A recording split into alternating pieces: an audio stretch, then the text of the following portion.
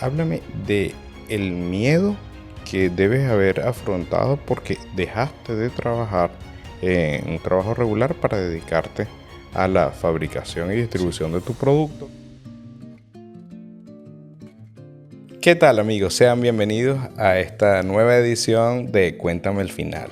Hoy, Cuéntame el Final, estas conversaciones locales sobre temas globales huele a parrilla o a barbacoa, como ustedes le llamen en sus países. Y es que hoy nos acompaña un invitado muy especial. Es un emprendedor genético de por vida. Viene desarrollando, y de una vez se los adelanto porque así es en Cuéntame el Final, este producto. Estos son chorizos estilo venezolano, pero los conocí el fin de semana pasado, me parecieron espectaculares y hoy quise invitarlo. Así que lo dejo acá. José Torres, bienvenido y gracias por estar el día de hoy acá con nosotros. Hola Alex, ¿cómo estás? Vale, bueno, primero que nada, gracias por la invitación. De verdad que nos conocimos hace muy poco y de inmediato nos pusimos para esto y te agradezco de verdad tenerme aquí en tu programa. A mí una de las cosas que me llamó muchísimo la atención es que la primera vez te conocí por una recomendación de un vecino. Te llamo o te mandé una nota de voz y estaban agotados tus productos. Y yo creo que ese es el sueño de cualquier persona que esté empezando un proyecto. ¿Cómo te sientes con eso? Mira, sí, hay bastantes sentimientos encontrados al respecto porque de verdad que cuando hablamos de emprender es ese tema, ¿no? Yo digo que es la sumatoria de los fracasos hasta que lo logras, ¿no? Sí. y entonces... Oye, me gusta empezar por ahí porque hace poco escuchaba o leía de un director técnico del balompié del Barcelona. Okay. Lo cierto es que él dice como que, ¿qué es lo contrario? Le pregunta a sus entrenados, ¿qué es lo contrario del fracaso? O, vamos a cambiarlo, ¿qué es lo contrario del éxito? Entonces la gente le dice el fracaso no, es la inacción. Correcto. Justamente es lo que nos mantiene más lejos del éxito. Pero no te interrumpo, continuamos. Sí, entonces como te decía, hablando del emprendimiento en particular que estoy haciendo ahora, y tú dices que el producto estaba agotado, bueno, hay que también entender que al inicio se hacen producciones pequeñas de estos productos y las personas empiezan a recomendar. Está en una etapa inicial, si se quiere, donde estamos probando con lo que yo llamo, lo que se le llama un producto mínimo viable, que es en las siglas en inglés es un MVP, que es lo que tú haces cuando estás emprendiendo para no tener que desarrollar toda la idea del negocio y esperar hasta el final si funciona o no, sino que sales con el producto mínimo que puede salir. Y tienes de repente, si vas a vender un producto o servicio, sales con uno o dos servicios o con uno y dos productos, y una vez que ves que están funcionando, entonces sí puedes avanzar y no tener que entonces perder el tiempo si el producto no funcionó y ya desarrollaste todo. Tú estás en fase, digamos, de evaluación o revisando si la hipótesis funciona, ¿no? Estás comprobando la hipótesis. Sí, tú sabes que hace poco veía varios programas de toda la información que uno está todo el tiempo consumiendo en redes y todo, y hay información muy valiosa. Y hablaban de que cuando vas a vender un producto, una de las cosas que hace la gente primero es que, bueno, primero ten los clientes, primero haz la red social, primero haz todo el público, llama la atención y después que lo vendes, ¿no? Y entonces es prácticamente como que suena un poco contradictorio, digamos, porque como te dicen que primero tengas los clientes y después vendas el producto, porque así vas preparando para saber cuando tengas una cierta audiencia y si quieres ya lanzar el producto a una escala un poco más grande o masiva, ya tengas allí alguien que lo ha probado. Así es, sí, y justamente hay estos gurús que recomiendan, si vas a fracasar, hazlo rápido. Exacto. Para que de una vez cambies y estés comenzando a validar. Entonces, Morcillas Tulsa está en esa etapa. Estamos en la etapa donde estamos dando a probar el producto, estamos modificándolo, recibiendo feedback de las personas, estamos siguiendo las recetas tradicionales en estos productos. Si bien es cierto, estamos modificando un poco la estética, es porque estamos tropicalizando, si se quiere, se llama ese concepto, la imagen del producto, porque estamos en otro país. Estamos americanizando. En cierto modo, no sí, tanto sí, con las... Bueno, recordemos que cualquier cosa que cocinemos, si la hacemos fuera del país, no va a saber nunca igual, que es una de las cosas que no podemos esperar. Pero sí podemos tener un sabor bien cerca. José, yo quería insistir en el proceso, en este aspecto importante. Estás comenzando con este nuevo proyecto y muchas de las personas que nos escuchan se preguntarán, oye, pero yo quiero ya una fórmula validada para poder copiarla y seguirla. Pero una de las cosas que nos trae y que me parece sumamente importante es que ese esfuerzo, esa fase inicial y esa psicología por la que está pasando uno como emprendedor cuando está iniciando un proyecto, esa solamente la tiene uno cuando la está viviendo. Y estoy muy seguro que muchas de las personas que nos escuchan acá también están en ese proceso. Están en varias fases. Una fase es, oye, tengo 20 años con un proyecto, 20 años con una idea, ya tengo 60, 70 años. No, pero así nos pasa, se nos pasa. Hay quienes se les pasa toda la vida con esa idea, ese proyecto. Sí. Hay quienes definitivamente se arriesgan de manera inmediata. Yo decía al inicio de la presentación que tú no es tu primer emprendimiento, sino No. que has tenido unos emprendimientos anteriores. ¿En qué sectores? Bueno, como decía, unos que funcionaron, otros que no. Te decía que el éxito es la suma de todos los fracasos y el tema del emprendimiento. Bueno, primero que nada, yo veo el emprendimiento como que esa etapa, yo divido a los emprendedores en tres fases, ¿no? En tres etapas. Yo diría como que el que está a punto de emprender, el que tiene esa idea de querer emprender para hacer, bueno, un producto o un servicio y venderlo. Está el que ya está metido en el emprendimiento, el que ya está haciéndolo, y está el que ya lo hizo hace mucho tiempo y ya está, como quien dice, avanzado en el tema del emprendimiento, y eventualmente también se consiguen estancamientos, porque también lo vemos. Y con respecto a tu pregunta, sí, yo estuve emprendiendo en Venezuela y en México. Hay un concepto que se llama Dark Kitchen, que es como un concepto un poco nuevo. En inglés, en español sería como una cocina virtual, que esto surgió... ¿Qué son esas Sí, cocinas virtuales? surgió más que todo en la pandemia, se popularizó bastante. Acá en el estado de Oklahoma no tenemos este tipo de cocinas, pero son unos warehouse o unos galpones bien grandes donde compañías como, si se puede decir, la Cloud Kitchen y Kitchen United son dos de las empresas líderes en este sector.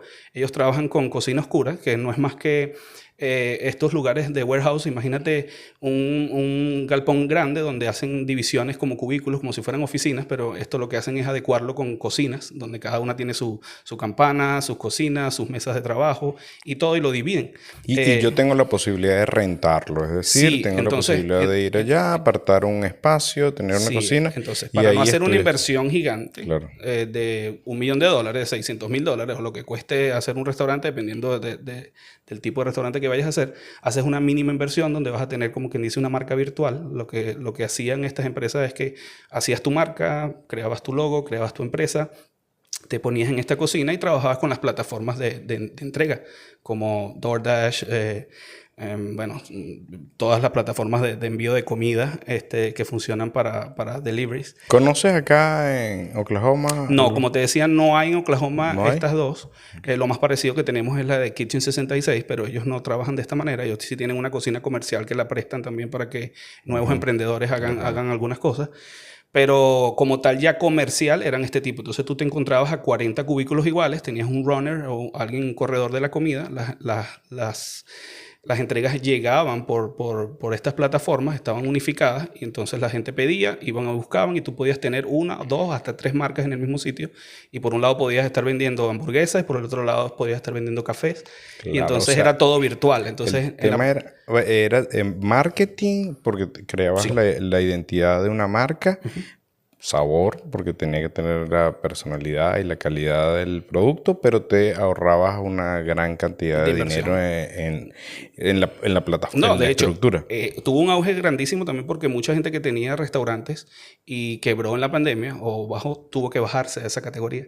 Entonces conocí personalmente a una persona que tenía 3 sucursales de restaurante de tipo japonés o chino, y esta persona se fue a este formato de cocina virtual. Mantuvo su marca, mantuvo todo, pero solo lo mantuvo por plataformas, y le fue muchísimo mejor que como le iba en el restaurante. Los gastos eran muchísimo menores, y además de eso tenía un auge bastante porque recordemos que en la pandemia no te dejaban salir.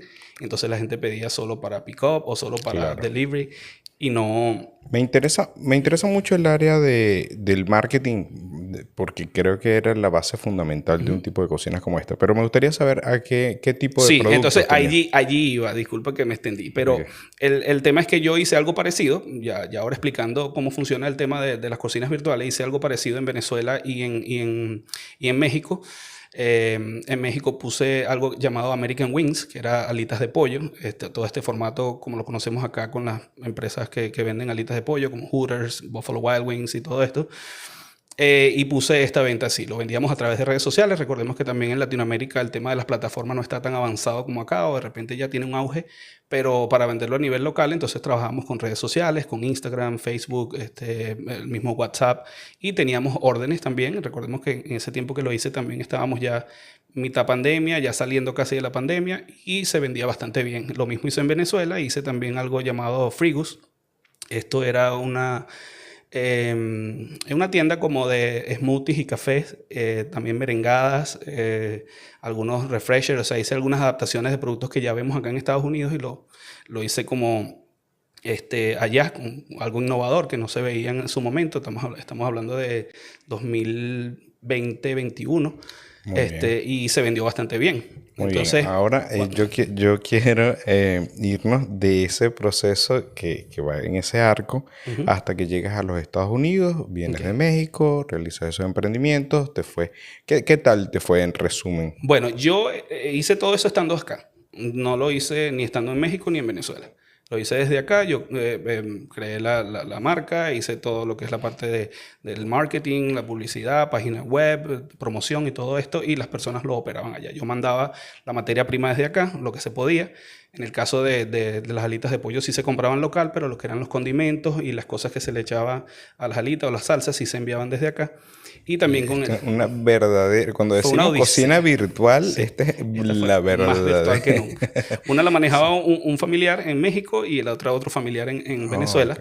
Ambos tuvieron que emigrar también, y entonces esto se El terminó. control remoto se acabó, ya te Sí, tocó entonces convertir la cocina de tu casa en, bueno, un proyecto, una fábrica de embutidos, exacto. chorizos, morcillas. Sí. ¿Tienes otro nombre que la gente lo conozca acá, el público latinoamericano? Bueno, No. no, todos los conocemos como salchichas, o chorizos. Hay unos que le llaman al chorizo salchicha. Pero sí, prácticamente eso. En el término en inglés es sausage. En el caso de la morcilla se llama blood sausage, que es como morcilla de sangre, o salchicha de sangre. El tema es que después que termino estos emprendimientos, veo la posibilidad de hacer algo también con las alitas de pollo acá. Y trato de hacer investigaciones en el mercado, pero ya aquí cambia mucho la cosa, porque obviamente yo estaba llevando un producto americano o más americanizado, como el tema de las alitas de pollo, estas franquicias acá, para Sudamérica, o en el caso de México. Pero ya cuando lo quiero hacer acá es diferente, porque es como traer sal a la playa o arena a la Claro, playa. claro, y Entonces, además cómo enfrentarse a esos súper grandes, mega estructuras de cadenas que se especializan en alitas. Sí, sí claro, consideraste claro. eso, ¿verdad? Sí, por supuesto. Y de hecho, entre la investigación de mercado que hice, después de estar trabajando en Walmart, me paso a trabajar en Buffalo Wild Wings para poder investigar un poco más con el tema del servicio en piso. O sea, ya no nada más un restaurante virtual, sino uno con todos los servicios normales, como el dine-in para comer en el sitio, y todo lo que genera lo que es un sport bar, porque este tipo de locales se convierten más bien en un sport bar para, bueno, ver juegos, peleas y Claro. todo lo demás, la ocasión, la experiencia, como le llaman, ¿no? Y entonces me hago gerente de una sucursal de estas de Buffalo Wild Wings acá en Tulsa, y comienzo a trabajar con ellos, y me empiezo a dar cuenta de un mundo totalmente distinto que no tiene nada que ver con el producto, ¿no? ¿Eso fue porque necesitabas trabajar como a todos nos toca o tenías una estrategia, una agenda Sí, oculta, un sí, plan? aunque parezca, pero sí, fue parte de la estrategia, porque también soy partidario de que el hecho de emprender no es algo rápido. Si bien es cierto que pensamos a veces por necesidad de que, bueno, las condiciones laborales actuales no son como eran antes, y la gente tiene esa necesidad de hacer un emprendimiento o hacer algo, o sencillamente porque quieren manejar su tiempo, o sencillamente porque la frase de cliché que suena, que todo el mundo quiere ser su propio jefe, o sencillamente porque no les alcanza tener un trabajo normal en algo que no les gusta lo que están haciendo, y de repente deciden emprender. Y parte de lo que yo hice con esto sí fue una estrategia. O sea, yo me fui a Buffalo para ver qué más tenía, qué información podía ver desde una posición de gerente, y me consigo con un mundo totalmente grandísimo, y yo tenía un crédito ya listo en puerta para hacerlo de American Wings acá, y lo he hecho para atrás, después que me doy cuenta, después de muchos consejos, Ok, me dice, te voy a parar acá en sí, este momento, me parece súper interesante. Tenemos acá una situación. Tú tienes, ya vienes con horas de vuelo en tus emprendimientos. Bien, mal, éxitos, desaciertos. Ahora bien, tú dices, bueno, mira, qué mejor que aprender si no estando dentro de una cadena importante. Eso me va a permitir conocer procesos, conocer cómo es su estructura, para luego adaptarlo a mi emprendimiento, porque además tengo ya un crédito aprobado. Yo creo que hago este estudio aquí en unos 3 meses, me voy y esos monto fueron mi los planes. negocio y ahí viene el éxito. ¿Qué pasó? Bueno, pasa que, bueno, pasa lo que le pasa a la mayoría de los emprendedores. Te das cuenta de la realidad cuando migras o como migrante viniendo específicamente de Sudamérica o de los países de Centroamérica, te das cuenta que aquí el tema de hacer un negocio no es solamente el producto o el servicio y que te conviertes en un especialista, puedes ser cocinero, mecánico, lo que sea, pero eso no es todo. Tú tienes también que tener una gran posibilidad de llenarte de mucha información para que sepas que a nivel administrativo, a nivel de formación legal, a nivel de costos, gastos, lo que son la permisología, patentes, seguros, todo lo que tú necesitas para hacer una empresa, va mucho más allá de lo que estábamos acostumbrados, por ejemplo, en el caso de los hispanos en nuestros países. Y entonces te das cuenta acá que requiere no nada más una inversión monetaria, sino que también merece que puedas ver cuál es el mercado donde estás entrando. Estás entrando en un mercado que, bueno, estamos en Estados Unidos, es la meca del capitalismo. Todo lo que se te ocurre ya está inventado, desarrollado, y hay líderes en el mercado en ese rubro. Entonces, todo eso lo tienes que analizar. Y cuando ves todos esos números y los tienes en tu contra, a veces tomar una decisión como no seguir es la mejor decisión. Y eso fue lo que yo hice. Si pudiéramos ordenarlo en alguna categoría, lo que te pareció más complejo, porque es importante, se extrae de lo que dices, no basta tener un producto, no basta tener el mejor producto, hay que tener un montón de cosas más, desde el punto de vista financiero, operativo, administrativo, legal. Ahora bien, cuando yo pongo esto en la mesa y desde el punto de vista, ¿qué fue lo que más te sentiste que iba a ser cuesta arriba? ¿Aspectos legales, aspectos financieros, aspectos operativos? Mira, yo no diría que no pudo haber funcionado. El problema es que cuando tienes líderes en el mercado en ese rubro, tú te das cuenta de, ok, ¿cuánto me va a tardar esto? ¿Y cuánta inversión tiene? O sea, lo que yo me di cuenta era que para empezar un negocio de esta envergadura, tú no podías empezar con un mínimo monto. Yo digo que para algunos negocios tú tienes que tener una cantidad de dinero suficiente, o un préstamo bastante grande para poder entrarles donde tienes que entrarle. Ese negocio que tenías pensado en ese momento era ¿cuál? Iba a ser American Wings, se llamaba, que era un negocio de alitas. Por eso yo Oh, también me claro, voy a otro negocio de alitas. claro, Ahora, claro. la otra que me encuentro es precisamente eso. Dije, esto funcionaba muy bien en Venezuela y en México, pero aquí es muy difícil que funcione porque tenemos líderes en el sector. Y eso también fue uno de los, o sea, fueron varios factores los que me dieron esas como banderas rojas en decidir no hacerlo. Y el primero fue el hecho de que por haber tenido un producto ya desarrollado y que ya había funcionado, le puse un poco de esperanza en hacerlo, pero no me di cuenta que lo estaba trayendo al mercado de donde supuestamente nació para poderlo hacer afuera, que es donde funciona. Y entonces ese es el primero. El segundo es que me di cuenta que para poderle entrar, tienes que entrar con una suma muy grande, porque a nivel de costos es muy difícil competir en precios cuando tienes estas cadenas grandes que compran toneladas de alitas y tú vas a comprar unos cuantos kilos para poder vender en un negocio pequeño. Yo diría Y es que es imposible, ¿me casi corriges? imposible, Casi sí, imposible. casi imposible. Tú lo puedes mantener allí y puedes aprender mucho en el proceso, pero de ahí a que sea algo que sea redituable en el futuro va a ser bastante difícil, porque como te Bien. digo, y ahí es donde yo me voy a mis raíces. Claro, y, claro. y- Mira, me voy a un y mercado donde no hay para líderes. enganchar un poco con el tema de morcillas, ¿no? De las Claro. morcillas Tulsa. Me voy un poco a mis raíces y digo, bueno, nada, tengo que irme con lo mío. Hay un auge de venezolanos que ha llegado a esta ciudad en los últimos años, carentes de muchos de los productos y servicios, y en general los hispanos. Ha crecido la población de Tulsa en las últimas estadísticas que he visto en 20-25% de hispanos en la ciudad, lo cual es buenísimo.